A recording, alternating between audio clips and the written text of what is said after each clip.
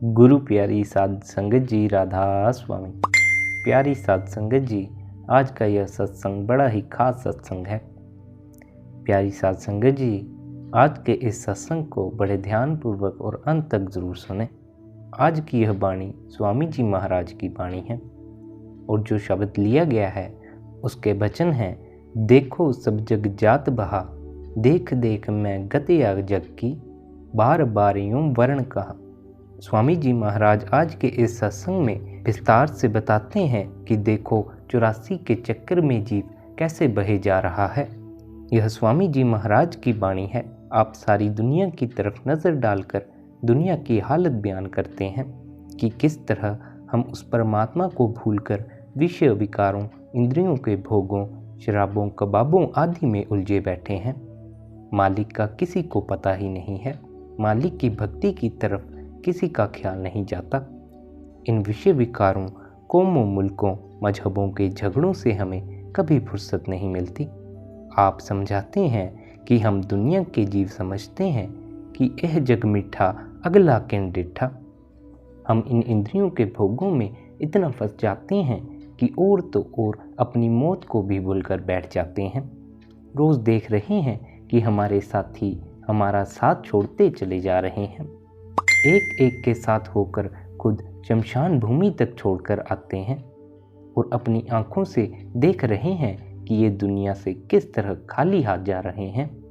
लेकिन फिर भी मन में हमने कभी सोच और विचार नहीं किया कि वह दुनिया से कौन सी चीज़ साथ लेकर जा रहे हैं और हम दुनिया से कौन सी चीज़ साथ लेकर जा सकेंगे। इसलिए स्वामी जी महाराज हमें गफलत की नींद से जगाते हैं। आप समझाते हैं कि अच्छी तरह अपनी आंखों के आगे ये दुनिया की चीज़ें रखकर सोचकर देखो कि कौन सी चीज़ मौत के समय तुम्हारी सहायता कर सकती है, तुम्हारी मदद कर सकती है। गुरु नानक साहिब फरमाते हैं, तम दे तावत जग वाद्या ना पूजे विचार, जम्मन मरण विसार्या मनमुख मुग्ध गवार। गुरु साहिब फरमाते हैं कि हम मनमुख हैं, मुग्ध हैं, गवार हैं, कि हम हमेशा पेट के धंधों में ही दिन रात भटकते फिरते हैं। जिस मकसद के लिए परमात्मा ने हमें यहाँ भेजा हुआ है उसके बारे में कभी हम सोच और विचार करने की कोशिश नहीं करते। हम पराए गधे बने बैठे हैं, लोगों के घरों की आग बुझाने की कोशिश करते हैं। हम अपने आप को भी धोखा दे रहे हैं और दुनिया को भी धोखा देने की कोशिश कर रहे हैं। इसलिए स्वामी जी महाराज हमारी हालत देखकर तरस करते हैं कि हम दुनिया के जीव बुरी तरह से इस काल की नगरी में, काल के जाल में, मरण जन्म के दुखों में फंसे हुए हैं। आगे गुरु साहिब फरमाते हैं, चारों युग 84 भोगी, अति दुख पाया नरक रहा। हम इस दुनिया में आज नहीं आए हैं बल्कि कई युगों से यही हैं। 4 युग एक के बाद एक चक्कर काट रहे हैं। सतयुग, त्रेता, द्वापर और कलयुग, ये युग कई बार आ और जा चुके हैं। लेकिन स्वामी जी महाराज समझाते हैं, जब से यह दुनिया बनी है तभी से हम इस 84 के जेल खाने में कैद हैं। कभी नरकों में चले जाते हैं तो कभी स्वर्गों में चले जाते हैं और इनके बाद फिर हमें इस 84 के जेल खाने में आना पड़ता है। हमारी आत्मा उस परमात्मा का अंश है। हम उस सतनाम रूपी समुद्र के कतरे हैं। उस मालिक से बिछड़कर माया के जाल में फंसे हुए हैं। मन के अधीन होकर जो भी कर्म हम करते हैं, चाहे अच्छे कर्म करते हैं या बुरे कर्म करते हैं, सबका नतीजा भुगतने के लिए हमें बार बार इस 84 के जेल खाने में आना पड़ता है। और जहाँ भी जाकर जन्म लेते हैं दुख ही दुख, मुसीबतें ही मुसीबतें सहनी पड़ती हैं। किसी भी जामे में जाकर हम सुख और शांति प्राप्त नहीं कर सकते। जब तक हमारी आत्मा उस परमात्मा की भक्ति करके उससे मिलाप नहीं करती, इसका देह के दुखों से, मरण जन्म की मुसीबतों से कभी किसी हालत में छुटकारा नहीं हो सकता। इसलिए हर एक महात्मा हमारे अंदर उस मालिक से मिलने का शौक़ पैदा करता है, मालिक से मिलने का प्यार पैदा करता है, मालिक से मिलने की विरह या तड़प पैदा करता है। गुरु नानक साहिब बड़ी ही सुंदर मिसाल देते हुए कहते हैं कि यह संसार एक बहुत बड़ा समुद्र है। इसके अंदर हमारी मन रूपी किश्ती बहती चली जा रही है। इस किश्ती में हमने पुण्य और पाप का बोझ लादा हुआ है। और यह संसार रूपी समुद्र कैसा है, इसके न इधर के किनारे का पता चलता है न उधर के किनारे का पता चलता है, ना ही इसकी चौड़ाई का पता चलता है और ना ही इसकी लंबाई का पता चलता है। पता नहीं यह दुनिया कब बनी है, कितने प्रलय महाप्रलय आए हैं, लेकिन यह ज़रूर पता है कि जब से भी यह दुनिया बनी है हम उस मालिक से बिछड़कर इस 84 के जेल खाने में फंसे हुए हैं। आज तक वापस जाकर हमारा उस परमात्मा से मिलाप नहीं हुआ। अगर हम परमात्मा से मिल जाते तो आज इस दुख की दुनिया में क्यों होते। आगे गुरु नानक साहिब समझाते हैं कि दुनिया की किश्ती के साथ तो कोई न कोई मल्ला होता है और उसके हाथ में कोई चप्पू या बांस होता है, जिसके सहारे वह हमारी कश्ती को समुद्र की लहरों से बचाकर किसी किनारे पर लगा देता है। लेकिन हमारी मन रूपी किश्ती ऐसी है जिसका कोई मल्ला नहीं है, तो चप्पू और बांस तो किसी के हाथ में हो ही नहीं सकता। मतलब यह कि हम गुरु, पीर, खसम, गुसाई सब कुछ अपने मन को ही समझ बैठे हैं। जिधर हमारा मन कहता है हम उधर ही मुंह उठाकर चल पड़ते हैं। हमने मन को ही अपना आगू और मार्गदर्शक बनाया हुआ है। फिर हम भवसागर से पार कैसे हो सकते हैं, हमारा मरण जन्म के दुखों से छुटकारा कैसे हो सकता है। गुरु नानक साहिब आगे फरमाते हैं कि यह संसार रूपी समुद्र बहुत भयानक है, खतरनाक है, जिसमें विषय विकारों, शराबों, कबाबों, इंद्रियों के भोगों की लहरें दिन रात उठ रही हैं। अगर हमारा भी यहाँ कोई मार्गदर्शक होता, मल्ला होता, हम उसके आदेश के मुताबिक चलते तो हम भी हमेशा के लिए इस भवसागर से पार हो सकते थे। यही स्वामी जी महाराज फरमाते हैं कि आज से नहीं बल्कि जब से भी यह दुनिया बनी है 4 युग एक के बाद एक चक्कर लगा रहे हैं और हम उस समय से ही इस चक्कर में फंसे हुए हैं। कभी नरकों में जाते हैं, कभी 84 के जेल खाने में जाते हैं। आगे स्वामी जी महाराज फरमाते हैं, जन्म जन्म दुख पावत बीते, एक क्षण कहीं न चैन लहा। आप फरमाते हैं कि उन कर्मों के कारण जिस जामे में भी जाकर जन्म लेते हैं, अच्छी तरह विचार करके देखें, हमें दुख ही दुख, मुसीबतें ही मुसीबतें मिलती हैं। किसी भी जामे में जाकर हम सुख प्राप्त नहीं कर सकते, शांति नहीं पा सकते। हर रोज़ हमारी खुराक के लिए सैकड़ों जानवरों की हत्या हो जाती है। किस प्रकार हम उन चीखते चिल्लाते, रोते तड़पते जानवरों के गले पर छुरियां चला रहे हैं। कभी अपने मन में यह विचार नहीं किया कि अगर हमें भी अपने कर्मों के कारण उन जानवरों के जामे में जन्म लेना पड़ जाए और उनके हाथों में छुरियां और कुल्हाड़ियां हों तो हमारी क्या दुर्दशा और हालत होगी। आप देखें, जब डॉक्टर एक छोटी सी सुई टीका लगाने के लिए गर्म करता है तो हमारी इतनी बड़ी देह थर थर कांपना शुरू कर देती है, लेकिन उन गरीब असहायों की गर्दन पर हम दिन रात छुरियां चलाने लगे हुए हैं। निचले जामों की हालत का तो क्या बयान करना है। ज़रा इंसान के जामे के बारे में सोच कर देखें, जिसे महात्माओं ने सृष्टि का सरताज और अशरफुल मखलूकात कहा है, जिसे ऋषि मुनियों ने नर नारायणी देह कहकर समझाने की कोशिश की है। इस जामे में आकर भी हम कौन सा सुख पा सकते हैं, शांति प्राप्त कर सकते हैं। कोई बीमारी के हाथों तंग आया हुआ है, कोई बेरोजगारी के कारण दुखी हो रहा है, किसी के बाल बच्चे नहीं होते वह दिन रात तड़प रहा है, तो कोई बाल बच्चों के हाथों दुखी और तंग हो रहा है। किसी को कर्जा लेना है, उसे नींद नहीं आती, किसी को कर्जा देना है, वह दुखी हुआ बैठा है। कभी अस्पतालों में जाकर बीमारों की चीखें सुनकर देखो, सड़कों पर जाकर कंगालों की हालत देखो, जेल खानों में जाकर मुलजिमों की कहानियां सुनो। दुनिया में चारों ओर दुख ही दुख, मुसीबतें ही मुसीबतें दिखाई देती हैं। कभी रेडियो चलाकर या अखबार पढ़कर देखें, दुनिया में मजहबों व मुल्कों के झगड़े छिड़े हुए हैं। कितने गरीबों का खून होता है, कितनी स्त्रियां विधवा होती हैं, कितने बच्चे यतीम होते हैं। जिस नगरी में यह दुर्दशा और हालत होती है कि हम रोटी कपड़े के लिए दिन रात भटकते और तड़पते फिरते हैं, उस नगरी में हम सुख और शांति किस तरह हासिल कर सकते हैं। अगर हम इंसान के जामे में जाकर भी सुख और शांति प्राप्त नहीं कर सकते तो और किस जामे में जाकर सुख और शांति प्राप्त कर सकेंगे। गुरु अमरदास जी फरमाते हैं, जिनी घर जाता अपना ते सुखिए पाई। जो जीव वापस अपने घर पहुंच जाते हैं वे हमेशा के लिए सुख और शांति हासिल कर लेते हैं। अब गुरु साहिब कहते हैं, हमारा घर कौन सा है? फिर आप ही जवाब देते हैं कि हमारा घर सचखंड है, जहाँ परमात्मा रहता है, परमेश्वर रहता है। इसलिए जब तक हमारी आत्मा वापस जाकर परमात्मा से मिलाप नहीं करती, इसका देह के बंधनों से, मरण जन्म के दुखों से कभी किसी हालत में छुटकारा नहीं हो सकता। इसलिए हम सबको उस परमात्मा की तलाश है। पिछले रविवार बाबा जी ने जो सत्संग फरमाया था उसमें गुरु अमरदास जी की यह वाणी ली गई थी, हर की पूजा दुर्लभ है संतो, कहना कछु न जाई। अब गुरु अमरदास जी आगे फरमाते हैं, भाई परमात्मा की भक्ति की महिमा तो कभी बयान नहीं की जा सकती। भक्ति हम हमेशा किसी न किसी की ज़रूर करते हैं। विचार करके देख लें, कोई बाल बच्चों के प्यार में फंसा हुआ है, कोई कौमों मजहबों मुल्कों की भक्ति में लगा हुआ है, तो कोई धन दौलत की पूजा करता है।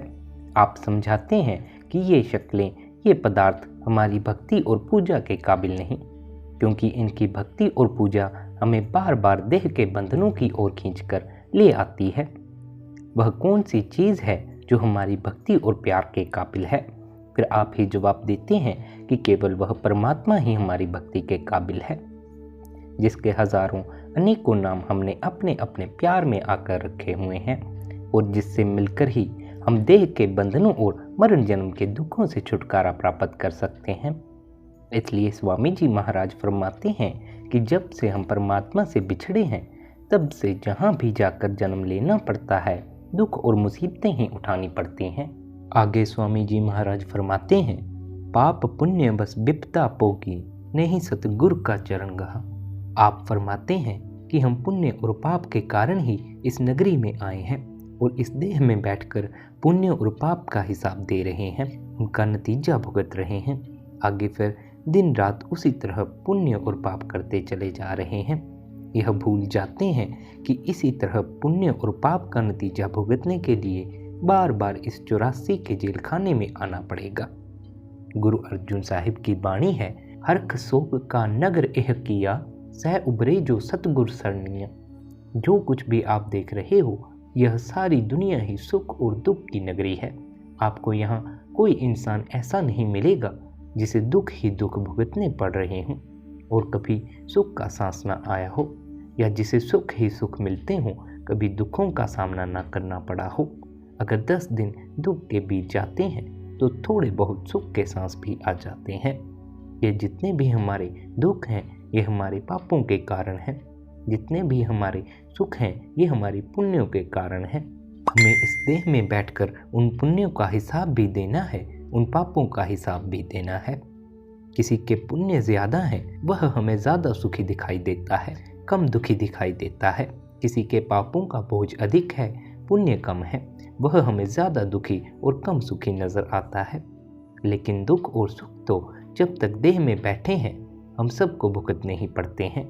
अगर हमारे सिर्फ पुण्य होते हम स्वर्गों में बैठे होते, अगर हमारे सिर्फ पाप होते तो हम नरकों में तपते होते। पाप और पुण्य इकट्ठे होते हैं तब हमें इंसान का जामा मिलता है। इसलिए स्वामी जी महाराज फरमाते हैं कि ना तुम पुण्यों के कारण देह के बंधनों से बच सकते हो, न पापों के कारण ही मरण जन्म के दुखों से छुटकारा हासिल कर सकते हो। हमें पुण्य और पाप दोनों से ही ऊपर उठना पड़ेगा, क्योंकि अच्छे और बुरे कर्मों के कारण ही हमें बार बार जन्म लेना पड़ता है। अगर नेक कर्म करते हैं तो राजा महाराजा बनकर आ जाते हैं, कौमों मजहबों मुल्कों की हुकूमत हासिल करके आ जाते हैं, लोहे की जंजीरें उतर जाती हैं, सोने की बेड़ियां चढ़ जाती हैं, सी क्लास से बचकर ए क्लास प्राप्त कर लेते हैं, ज़्यादा से ज़्यादा स्वर्गों वैकुंठों में पहुंच जाते हैं। वे भी भोग योनियाँ हैं, निश्चित समय और अवधि के लिए हैं। उनके बाद फिर हमें 84 के जेल खाने में आना पड़ता है। अगर पाप करते हैं फिर तो नरक और 84 हमारे लिए तैयार ही रहती है। इसलिए महात्मा समझाते हैं कि क्या राजा क्या प्रजा, क्या अमीर और क्या गरीब, क्या स्त्री क्या पुरुष, दुनिया के सभी जीव यहाँ आकर अपने कर्मों का हिसाब दे रहे हैं। इसलिए जब तक हमारे अच्छे और बुरे कर्मों का सिलसिला ही खत्म नहीं हो जाता, तब तक हमारी आत्मा कभी निर्मल और पवित्र नहीं हो सकती, वापस जाकर परमात्मा के साथ मिलाप करने के काबिल नहीं बन सकती। लेकिन गुरु साहिब कहते हैं, सह उबरे जो सतगुरु शरणियाँ, कि भाइयों, दुनिया ज़रूर सुखों और दुखों की बनी हुई है, लेकिन वे इंसान जो सतगुरु की शरण प्राप्त करके उनके कहने के मुताबिक मालिक की भक्ति करते हैं, नाम की कमाई करते हैं, वे हमेशा के लिए इस भवसागर से पार हो जाते हैं। उनका मरण जन्म के दुखों से हमेशा के लिए छुटकारा हो जाता है। यही स्वामी जी महाराज फरमाते हैं कि हम दिन रात पापों की विपदा भोग रहे हैं, गुरुमुखों की संगति नहीं करते, उनके समझाने के मुताबिक परमात्मा की भक्ति नहीं करते। आगे फरमाते हैं कि जिन गुरुमुखों मालिक के भक्तों और प्यारों की संगति करके हमें परमात्मा की भक्ति करनी है, देह के बंधनों से आज़ाद होना है, उनकी तो हम संगति ही नहीं करते। फिर हम मुक्ति कैसे प्राप्त कर सकते हैं? मुक्ति के द्वार पर किस प्रकार पहुंच सकते हैं? इसलिए आप उपदेश देते हैं कि अगर हमें इस पुण्य और पाप की नगरी से छुटकारा प्राप्त करना है, पुण्य और पाप से ऊपर उठना है, तो हमें गुरुमुखों के समझाने के मुताबिक परमात्मा की भक्ति करनी पड़ेगी, नाम की कमाई करनी पड़ेगी। आगे स्वामी जी महाराज फरमाते हैं, अब यह देह मिली कृपा से करो भक्ति जो कर्मदह। आप फरमाते हैं कि यह संसार 84 का एक बहुत बड़ा जेल खाना है। इसमें से निकलने का परमात्मा ने सिर्फ एक दरवाज़ा रखा है। वह दरवाज़ा कौन सा है? फिर आप ही जवाब देते हैं कि वह दरवाज़ा इंसान का जामा है। 84 लाख योनियाँ भुगतने के बाद परमात्मा यह अवसर केवल इसीलिए देता है कि हम इस मौके का फ़ायदा उठाकर परमात्मा की भक्ति करके देह के बंधनों से हमेशा के लिए छुटकारा प्राप्त कर लें। इसलिए स्वामी जी महाराज फरमाते हैं कि मालिक की यह अति दया मेहर और बख्शीश है कि हमें इंसान का जामा मिला है। फिर पता नहीं इंसान का जामा मिले न मिले, या किसी ऐसी जगह जाकर जन्म हो जाए जहां भूले भटके भी हमारा ख्याल मालिक की भक्ति की ओर ना जा सके।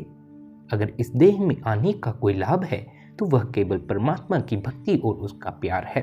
बाल बच्चे तो हमें हर जन्म में मिलते आए हैं, खाना पीना ऐशो इशरत भी हमेशा करते आए हैं।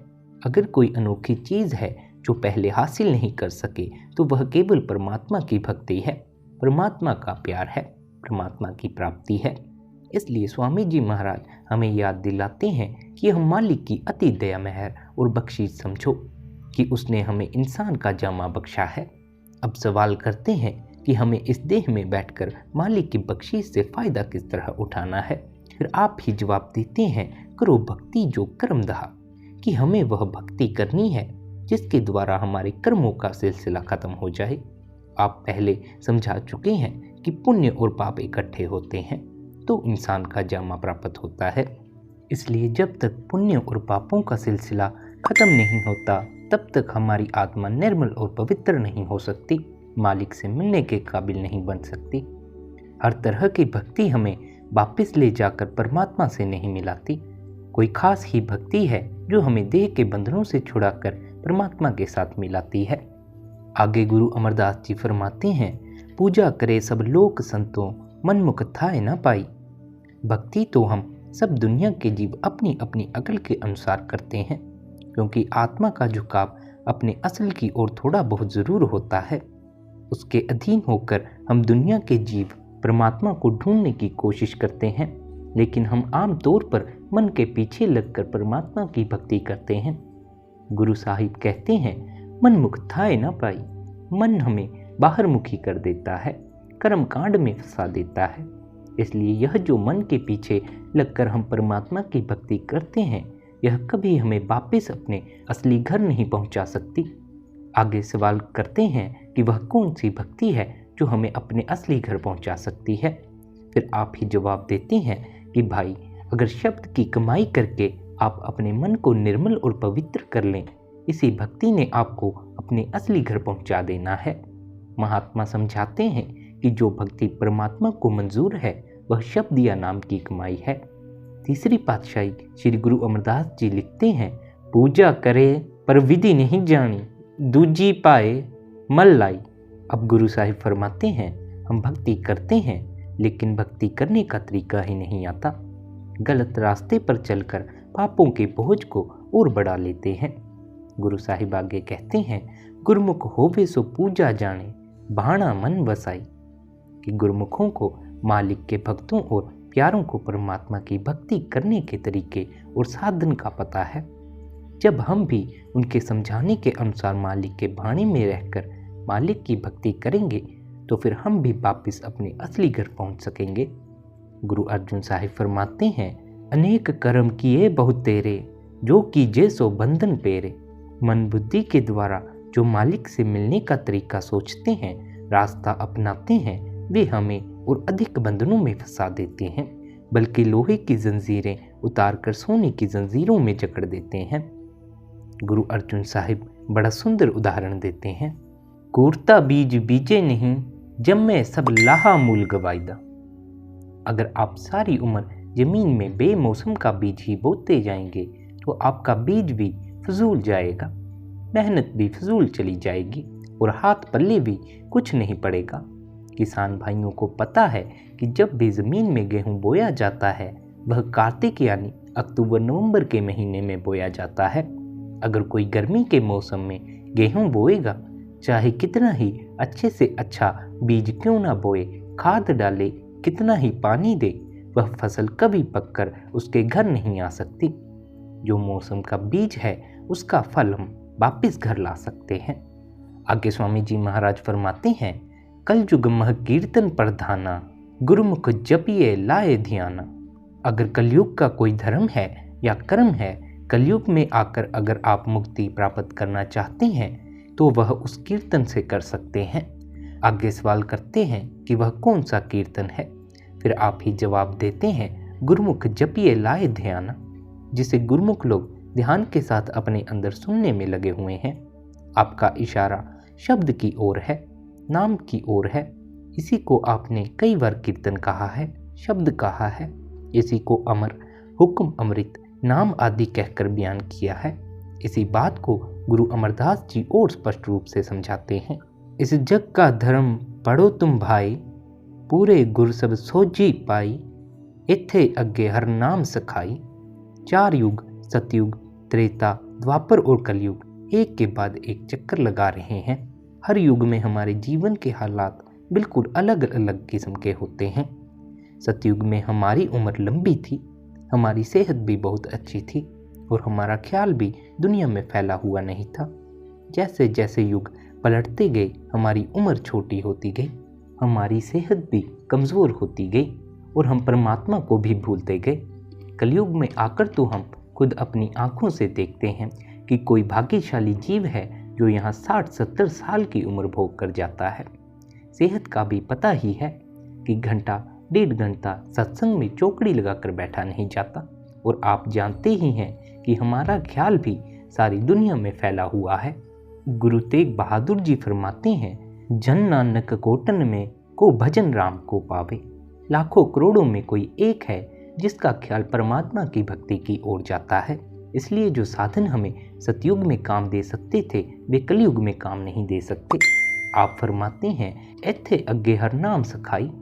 भाई, अगर तू देह में बैठकर भी 4 दिन सुख व शांति के काटना चाहता है और वापस जाकर परमात्मा से मिलाप भी करना चाहता है तो इसके लिए सिर्फ नाम की कमाई, शब्द की कमाई ही है, जिसको करके तू यहाँ भी सुख प्राप्त कर सकता है और जो अंत समय में तेरी सहायता और मदद भी करती है।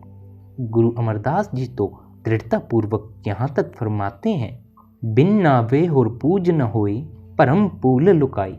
नाम या शब्द की कमाई के बगैर तो परमात्मा की ओर कोई भक्ति ही नहीं है, कोई पूजा ही नहीं है। दुनिया तो यूं ही भ्रमों में फंसकर भूली फिर रही है। जो कुछ हमें मिलना है वह शब्द की कमाई से मिलना है। इसी प्रकार स्वामी जी महाराज फरमाते हैं, कलयुग कर्म धर्म न कोई, नाम बिना उद्धार न होई। कलयुग में आकर अगर कोई ऊंचे से ऊंचा कर्म या धर्म है तो वह नाम की कमाई है, शब्द की कमाई है और इसके बिना हमारा कभी उद्धार हो नहीं सकता। गुरु नानक देव जी की वाणी है, नाम विसार चले अनमार्ग, अंतकाल पछताई। अगर तुम नाम की कमाई का तरीका छोड़कर किसी दूसरे रास्ते या तरीके पर चलने की कोशिश करोगे तो आखिर मौत के समय तुम्हें पछताना पड़ेगा कि यूं ही अपने कीमती समय को व्यर्थ की बातों में फंसाकर बर्बाद कर दिया। इसलिए स्वामी जी महाराज कहते हैं, वह भक्ति करो जिसके द्वारा आपके कर्मों में और वृद्धि ना हो जाए, जिनका नतीजा भुगतने के लिए फिर बार बार देह के बंधनों में ना आना पड़े।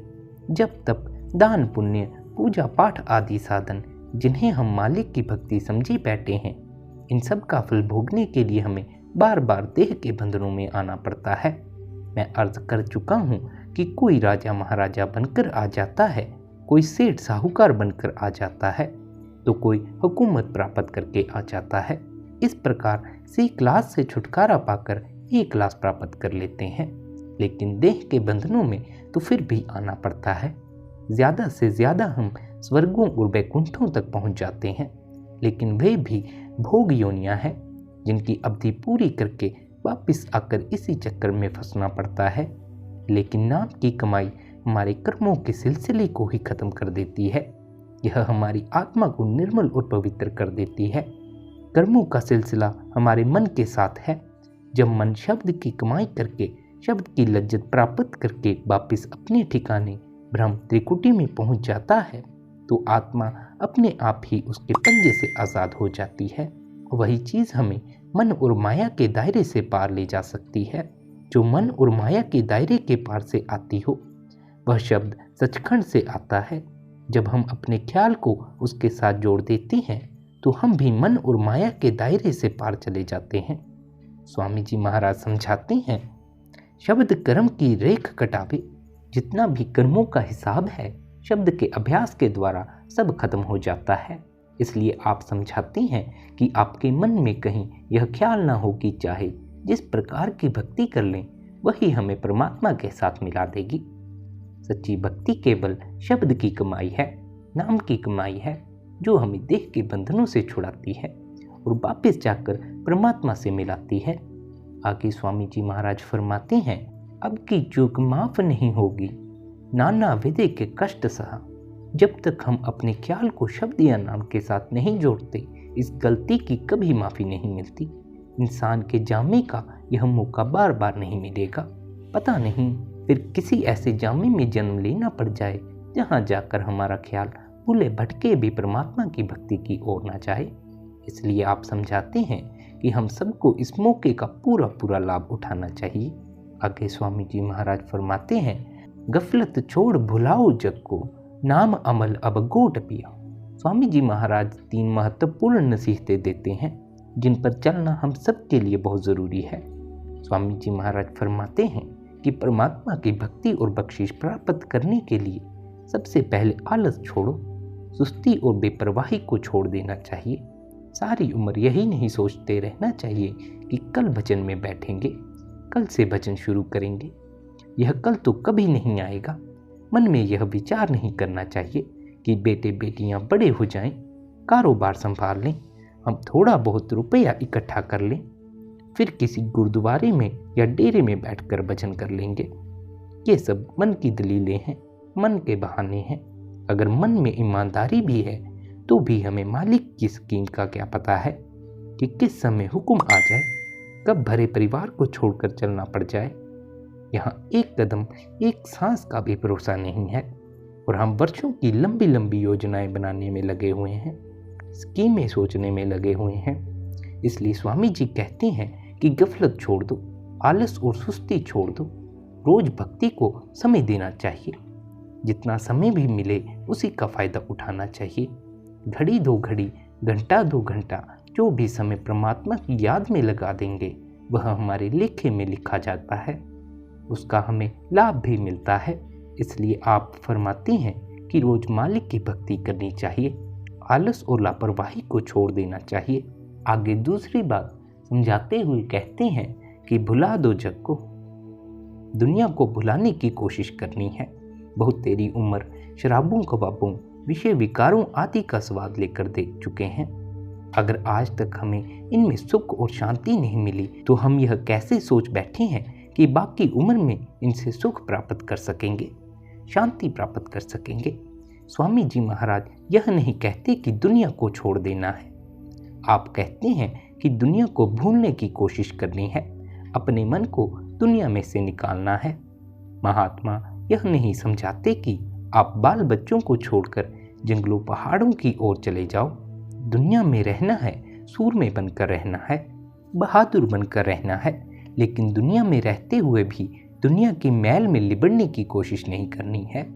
हुजूर महाराज जी हमें मिसाल देकर समझाया करते थे कि अगर मक्खी शहद के किनारे पर बैठती है तो वह शहद की लज्जत भी हासिल कर लेती है और सूखे परों से उड़ भी जाती है, लेकिन अगर वह शहद के अंदर धंस जाती है तो लज्जत भी हासिल नहीं कर सकती और तड़प तड़प कर जान भी दे देती है।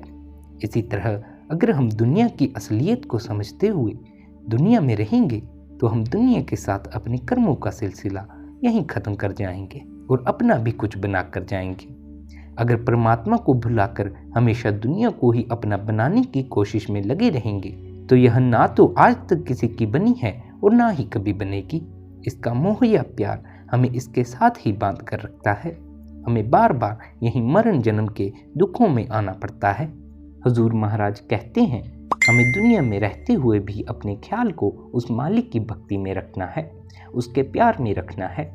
वह परमात्मा, वह बाय गुरु, वह परमेश्वर हमारा पति है। हमें अपनी लिब और अपने ध्यान को उसी के ख्याल, उसी के प्यार में लगाए रखना है।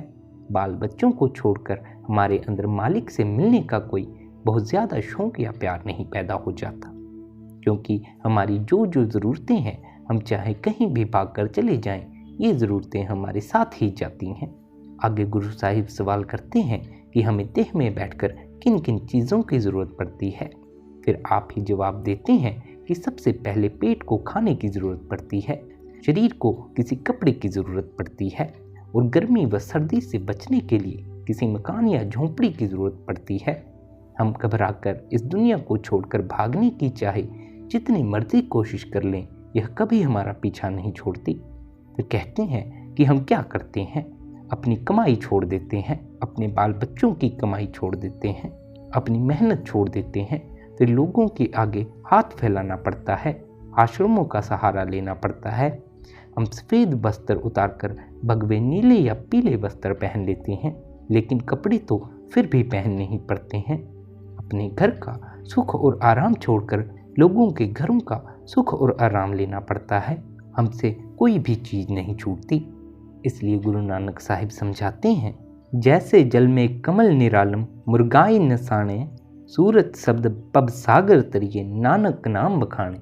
भाई, जिस प्रकार मुर्गा भी पानी में रहती है, पानी में ही खाती पीती है, लेकिन जब उड़ती है तो सूखे परों से उड़ जाती है। कमल के फूल की जड़ें पानी में होती हैं, लेकिन फूल पानी के बाहर होता है। इसी प्रकार सूरत शब्द पब सागर तरिए कि हमें अपनी सूरत या आत्मा को उस शब्द के साथ जोड़कर इस भवसागर से पार हो जाना है। लेन देन का सिलसिला भी खत्म करना है और अपना भी कुछ बनाकर ले जाना है। आगे सवाल करते हैं कि किस तरह। फिर जवाब देते हैं, सूरत शब्द के अभ्यास के द्वारा, नाम की कमाई के द्वारा। इसलिए स्वामी जी महाराज ने फरमाया है कि सबसे पहले गफलत को छोड़ना है, फिर दुनिया को भुलाने की कोशिश करनी है, दुनिया को छोड़ने की कोशिश नहीं करनी है। तीसरी बात कहती हैं, नाम अमल अब घोट पिया। जो भी हम शब्द या नाम की कमाई करते हैं, जो भी परमात्मा हमारे अंदर दया मेहर और बख्शीश करता है, मालिक की उस बख्शीश को हमें अपने अंदर हजम करने की कोशिश करनी है। कौड़ियों की तरह उसे बाहर खड़काना शुरू नहीं कर देना है। रिद्धि सिद्धियों के चक्कर में नहीं फंसना है। लोगों से माथा टिकवाने के लिए करामातें करनी शुरू नहीं कर देनी है। जो भी परमात्मा बख्शीश करता है वह हमारे लिए हमारे अंदर करता है। जितना उस बख्शीश को हम अपने अंदर हजम करके रखेंगे, वह और अधिक दया मेहर और बख्शीश करेगा।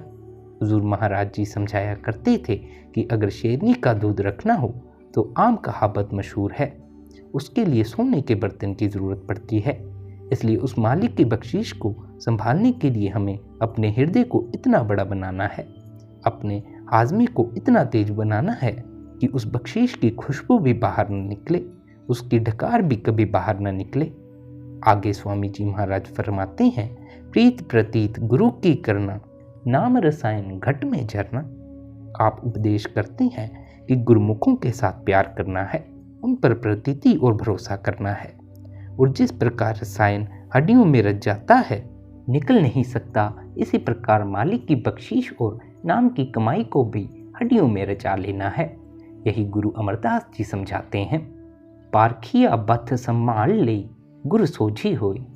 जिन्हें इस चीज़ की परख होती है, कदर होती है, वे इस दौलत को संभाल कर रखते हैं। यह जो ज्ञान है, यह जो परख के काबिल बनते हैं, इसका हमें साधुओं संत महात्माओं से पता चलता है। हजूर महाराज जी बड़ी सुंदर मिसाल दिया करते थे कि अगर एक हीरा किसी जोहरी को मिल जाता है तो वह उसे कितनी तिजोरियों के अंदर संभाल संभाल कर रखता है, क्योंकि उसे इसकी कीमत का पता है। अगर वही हीरा किसी कुम्हार को मिल जाए तो वह उसे गधे के गले में बांध देता है, उसको इसकी कदर नहीं होती। इसलिए आप फरमाते हैं कि जिन्हें इस बख्शीश की कदर है, वे इसे बहुत संभाल संभाल कर रखते हैं। कबीर साहिब भी हमें यही उपदेश देते हैं। राम पदारथ पाई के कबीरा गांठ न खोल, नहीं पटन नहीं पार खू, नहीं गाहक नहीं मोल। उस नाम रूपी दौलत को प्राप्त करके जोर की गांठ बांध कर रखनी चाहिए, उसे बहुत गुप्त रखना है, क्योंकि न तो हमें इसका कोई अधिकारी दिखाई देता है, न कोई इसकी कीमत देने वाला दिखाई देता है, न इसका ग्राहक नजर आता है और न ही कोई खोटे व खरे में परख करने वाला नजर आता है। आगे गुरु साहिब सवाल करते हैं कि इसकी कीमत क्या देनी पड़ती है। फिर आप ही जवाब देते हैं, इसके लिए अपने आप को परमात्मा के हवाले करना पड़ता है। आप समझाते हैं कि दुनिया तो बेटे बेटियों की ग्राहक है, करामातों की ग्राहक है, मुकदमे जीतने की ग्राहक है, धन दौलत की ग्राहक है। दुनिया को नाम की कदर नहीं, इसलिए दुनिया के सामने नाम रूपी हीरे निकाल निकाल कर रखने का क्या फ़ायदा है। उस दौलत को हमें अपने अंदर हजम करके रखना है। इसलिए स्वामी जी महाराज फरमाते हैं कि नाम की कमाई करने के लिए हमेशा 3 बातों को याद रखना चाहिए। एक, गफलत और सुस्ती नहीं करनी चाहिए। दूसरी, दुनिया को भूलने की कोशिश करनी चाहिए, दुनिया में से अपने ख्याल को निकालने की कोशिश करनी है। तीसरी, जो मालिक की बख्शीश है, नाम की कमाई है, उसे अपने अंदर ही हजम करना है। अब सारा शब्द फरमाकर अंत की कड़ी में गुरु साहिब क्या फरमा रहे हैं। मन से डरो करो गुरु सेवा, राधा स्वामी भेद दिया।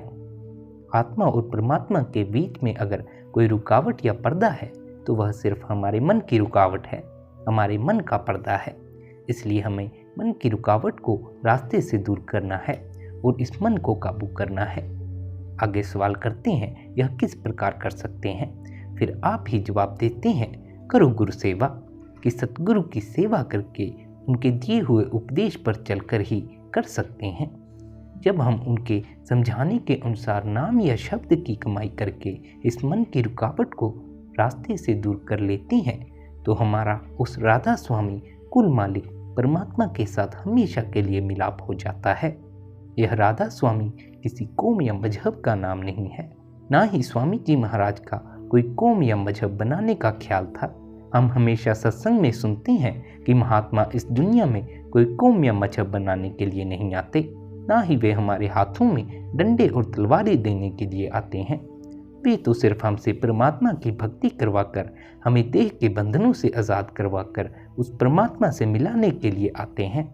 लेकिन आमतौर पर हम ऐसे मालिक के भक्तों और प्यारों के जाने के बाद बाहर मुखी हो जाते हैं, कर्मकांड में फंस जाते हैं। हम उनके उपदेश को छोटे छोटे दायरों में बंद करके कौमों, मजहबों, मुल्कों की शक्ल देने की कोशिश करते हैं और एक दूसरे के साथ लड़ना भिड़ना शुरू कर देते हैं। अपनी मान बढ़ियाई के लिए हम ऐसा करते हैं, अपने पेट की खातिर ऐसा करते हैं। जब हम उन मालिक के भक्तों और प्यारों के उपदेश को छोटे छोटे जिलों व सूबों में बंद करने की कोशिश करते हैं तो आप सोच कर देखें कि हम उन मालिक के भक्तों और प्यारों के साथ इससे ज़्यादा और क्या बेइंसाफ़ी कर सकते हैं। इसलिए यह राधा स्वामी कोई कौम या मजहब नहीं है। जिस तरह अन्य महात्माओं ने अपने अपने प्यार में आकर उस कुल मालिक के हजारों अनेकों नाम रखे हुए हैं, इसी तरह आपने प्यार में आकर उस कुल मालिक परमात्मा को राधा स्वामी कहकर याद किया है। राधा से आपका मतलब आत्मा है और स्वामी का मतलब परमात्मा है। स्वामी तो सभी महात्मा उस परमात्मा को कहते चले आए हैं। गुरु अर्जुन साहिब फरमाते हैं, उच्च अपार बेअंत स्वामी। आपने भी उसे स्वामी कहकर याद किया है, लेकिन वह स्वामी किसका है? वह हमारी आत्मा का स्वामी है। इसलिए आपने राधा का लफ्ज़ साथ लगा दिया है। इसलिए यह कोई कौम नहीं, मजहब नहीं, और ना ही हमें चाहिए कि स्वामी जी महाराज की तालीम को किसी कौम या मजहब में बंद करने की कोशिश करें। यह शुद्ध रूहानियत है। हमें इस रूहानियत से फ़ायदा उठाकर इन कौमों, मजहबों व मुल्कों के झगड़ों और फसादों से ही ऊपर चले जाना है। अपनी आत्मा को निर्मल, स्वच्छ और पवित्र करना है। वापस जाकर उस परमात्मा से मिलने के काबिल बनना है। स्वामी जी महाराज ने इस शब्द में अच्छी तरह खोलकर समझा दिया है और हमारी हालत बयान कर दी है कि किस तरह हम पुण्य और पाप की नगरी में फंसे हुए हैं। पुण्य और पापों का हिसाब दे रहे हैं, इनमें ही दिन रात उलझे रहते हैं। फिर आपने बताया है कि इस पुण्य और पाप की नगरी से हम छुटकारा कब प्राप्त कर सकते हैं। आपने समझाया है कि परमात्मा ने यह इंसान का जामा किस तरह और क्यों बख्शा है, और इस देह के अंदर बैठकर हमें वह कौन सी भक्ति करनी है जिसके द्वारा हम देह के बंधनों से छुटकारा प्राप्त कर सकें। इसलिए हमें भी चाहिए कि आपके समझाने के अनुसार शब्द की कमाई करें, नाम की कमाई करें। प्यारी साध संगत जी, आज के इस सत्संग में स्वामी जी महाराज ने बड़ा खोलकर बयान किया है। इसलिए हमें भी चाहिए कि हम उनके उपदेशों के अनुसार चलें। राधा स्वामी जी।